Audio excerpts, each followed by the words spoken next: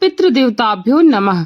सनातन परंपरा में किसी भी मास के कृष्ण पक्ष में पड़ने वाली तिथि को अमावस्या कहते हैं। इस दिन आकाश में चंद्रमा बिल्कुल भी दिखाई नहीं देता और अमावस्या तिथि को पितरों की पूजा से लेकर स्नान, दान, साधना, आराधना के लिए अत्यंत ही फलदायी दिन माना जाता है। पौराणिक मान्यताओं के अनुसार अमावस्या तिथि के स्वामी स्वयं पितृ देवता होते हैं। ऐसे में इस तिथि पर अगर कोई भी व्यक्ति अपने पितरों के लिए विधि विधान के साथ श्राद्ध, तर्पण आदि करता है तो उसे अपने पितरों का विशेष आशीर्वाद प्राप्त होता है। इसी प्रकार चैत्र मास की अमावस्या तिथि धन की देवी माँ लक्ष्मी जी की पूजा और पितरों की पूजा के अलावा तमाम तरह की साधना के लिए भी फलदायी मानी गई है। इस बार अमावस्या तिथि 2 दिन पड़ने के कारण बहुत बड़ा असमंजस बना हुआ है कि चैत्र अमावस्या का व्रत किस दिन रखा जाए, स्नान दान कब करें, क्योंकि चैत्र मास के शुक्ल पक्ष की प्रतिपदा तिथि से नवरात्रि भी शुरू हो रही है।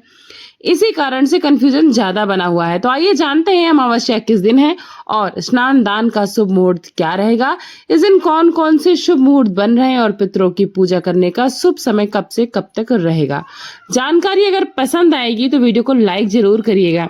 इस बार अमावस्या तिथि 18 मार्च दिन बुधवार को सुबह 8:26 से शुरू होगी और चैत्र अमावस्या की तिथि समाप्त होगी 19 मार्च दिन गुरुवार को सुबह 6:53 पर। क्योंकि अमावस्या तिथि 2 दिन पड़ रही है और अमावस्या का जो स्नान है वो ब्रह्म मुहूर्त और सूर्योदय व्यापनी तिथि के अनुसार करना बहुत शुभ माना जाता है। इस कारण से अमावस्या का व्रत तो और पितरों की पूजा तो 18 मार्च दिन बुधवार को ही होगी, लेकिन अमावस्या का स्नान जो कि सुबह सूर्योदय तक करना होता है वो आप 19 मार्च दिन गुरुवार को भी कर सकते हैं। पितरों की पूजा कुतुब काल में होती है, दोपहर के समय यह पूजा की जाती है।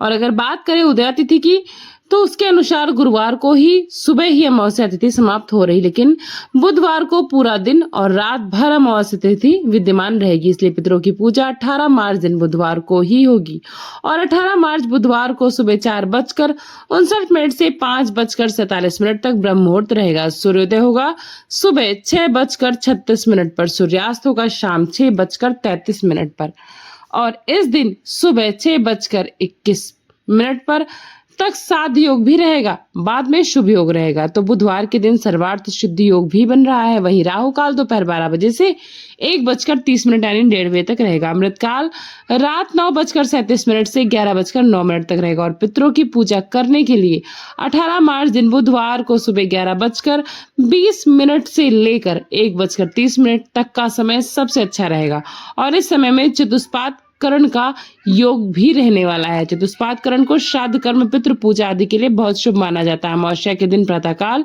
पूजा मुहूर्त रहेगा सुबह 5:16 से 6:28 तक और शाम की पूजा जिसमें अमावस्या का दीपदान आदि किया जाता है गोधूली मुहूर्त में, जो कि शाम 6:29 से 6:53 तक रहेगा। इसके अलावा शाम की पूजा शाम 7:43 भी कर सकते हैं। अमावस्या के दिन शाम के समय दीपदान करने की भी परंपरा है। तो इस दिन दक्षिण दिशा की तरफ मुंह करके एक दीपक पितरों के नाम से जरूर जलाएं, क्योंकि दक्षिण दिशा को पितरों की दिशा माना जाता है, उत्तर दिशा को माँ लक्ष्मी की दिशा का वास माना जाता है। तो उत्तर दिशा की तरफ एक दिया और सरसों के तेल का एक दिया, शनि देव के सम्मुख एक दिया पीपल की जड़ में जरूर जलाना चाहिए। अमावस्या का दान आप 18 मार्च और 19 मार्च दोनों ही दिन कर सकते हैं। अगर बात करें 19 मार्च गुरुवार की तो इस दिन ब्रह्म मुहूर्त सुबह 4:58 से लेकर 5:46 तक रहेगा और सूर्योदय होगा सुबह 6:35 तक और अमावस्या तिथि इस दिन सुबह 6:53 पर समाप्त हो रही है। तो अमावस्या का जो भी स्नान आदि है वो आप अमावस्या तिथि समाप्त होने से पहले पहले कर सकते हैं।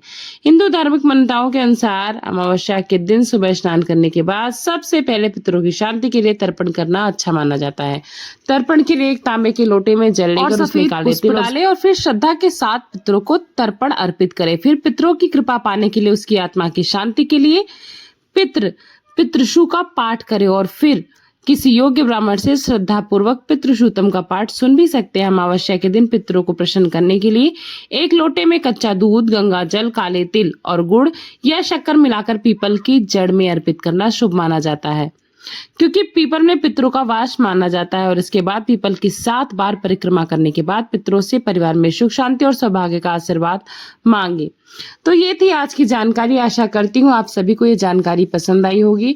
वीडियो पसंद आई होगी तो वीडियो को लाइक करेगा, चैनल को सब्सक्राइब करेगा। मिलते हैं नई कथा के साथ, तब तक के लिए अपना खूब सारा ख्याल रखिएगा। थैंक्स फॉर वॉचिंग पूर्णिमा के ब्लॉग। राधे राधे, जय श्री कृष्ण।